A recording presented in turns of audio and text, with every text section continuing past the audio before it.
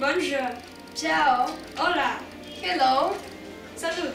Yasu. Здравей. Hi.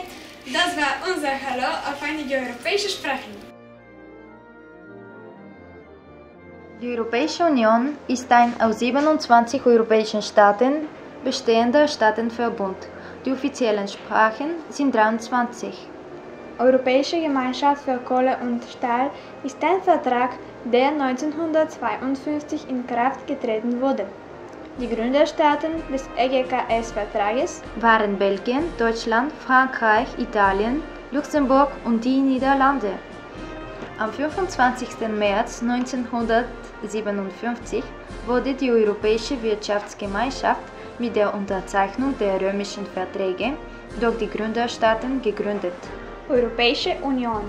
Nach Verhandlungen, die im Dezember 1991 in Maastricht stattfanden, wurde der Vertrag bereits am 7. Februar 1992 unterschrieben. Die folgende europäische Politiker sahen ein geeintes Europa vor. Die Schaffung der Europäischen Union ist ihnen zu verdanken.